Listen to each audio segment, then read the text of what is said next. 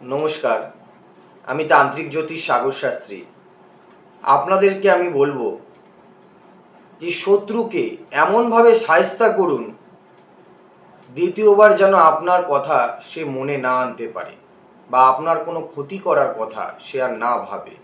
এবং শুধু আপনার বলে না, অন্য কোনো ব্যক্তিরও যেন কোনো ক্ষতি না চায়।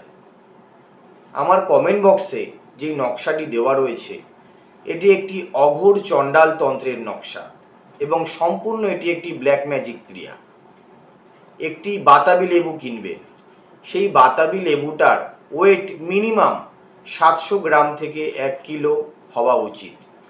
এই বাতাবি লেবুটির মধ্যে বা ওপরে সিঁদুর দিয়ে একটি স্বস্তিক চিহ্ন অঙ্কন করবেন এবং স্বস্তিক চিহ্ন অঙ্কন করে সেই লেবুটির মাঝখান থেকে কেটে সেই নকশাটিকে একটি সাদা কাগজে কালো কালি দ্বারা কাকের পালক দিয়ে অঙ্কন করে সেই নকশাটির পেছনে যে শত্রুর আপনি ক্ষতি করতে চাইছেন অথবা বান মারতে চাইছেন তার নাম এবং বাড়ির ঠিকানাটি লিখতে লাগবে। সেটি লিখে আপনাকে নকশাটি ভাঁজ করে বাতাবি লেবুর পেটের মাঝখানে কেটে আপনাকে প্রবেশ করিয়ে দিতে লাগবে অথবা ঢুকিয়ে দিতে লাগবে।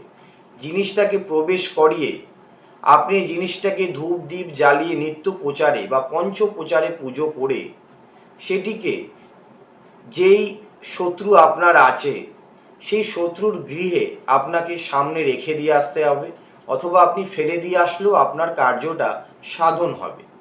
যখনই তার বাড়িতে এই বাতাবি লেবুটি পড়বে অথবা প্রবেশ করবে, তার 3 দিনের মধ্যে তার শরীরে শুকনো বানের আশঙ্কা ধরা দেবে এবং সেই ব্যক্তি শুকিয়ে যাবে। এবং এটি করার আগে অবশ্যই আমার থেকে একটি পারমিশন নিয়ে তারপরে ক্রিয়াটি করবেন। অযথা এই ক্রিয়াটি করবেন না।